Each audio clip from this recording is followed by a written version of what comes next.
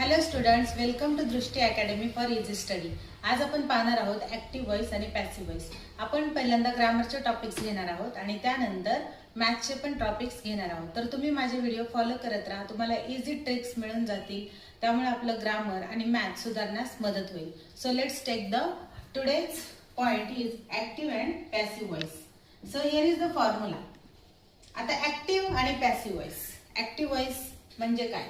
तर active voice मध्ये for example तुम्हाला एखादं सेंटेन्स दिलेलं असेल. What that sentence is, she rights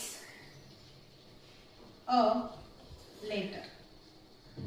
हे एक साधं सिंपल सेंटेन्स आहे. तर या सेंटेन्सला आपण पॅसिव्ह व्हॉइस मध्ये कसं कन्वर्ट करू शकतो हे मी तुम्हाला सांगणार आहे. तर त्यासाठी आधी आपल्याला ऍक्टिव्ह व्हॉइसचा फॉर्म्युला पाहावा लागेल. तर what is the formula of active voice? Active व्हॉइसचा फॉर्म्युला एकदम इझी आहे. Subject plus verb plus object. हा एकदम सिंपल फॉर्म्युला आहे. तर आता आपल्याला या ऍक्टिव्ह व्हॉइस पासून पॅसिव्ह व्हॉइस कसं बनवता येईल ते पाहायचं. How we can make the sentence from active voice to passive voice. So here is. आता परत याचा फॉर्म्युला आपण पाहणार आहोत. पहिल्यांदा हा सेंटेन्स मी तुम्हाला ऍक्टिव्हचा पॅसिव्ह मध्ये कन्वर्ट करून दाखवते. पहिल्यांदा आपल्याला घ्यायचा आहे ऑब्जेक्ट अ लेटर. आता हा सेंटेन्स आहे प्रेझेंट टेन्स मध्ये. प्रेझेंट टेन्स मध्ये आहे हे कसं ओळखणार आपण? कारण इथं आपल्याला वर्ब पाहायचं आहे. तर हे वर्ब कुठल्या फॉर्म मध्ये आहे? प्रेझेंट फॉर्म मध्ये आहे.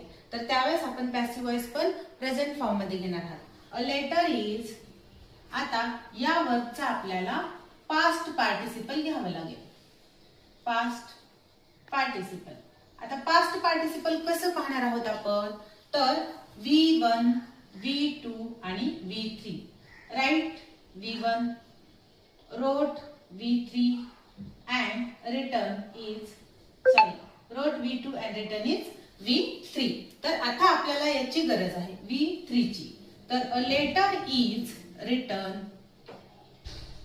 by. शीच्या ऐवजी आपल्याला इथे घ्यायचं आहे हर फुल स्टॉप. आता हे कसं केलं तर याचा फॉर्म्युला आहे object plus am is are was were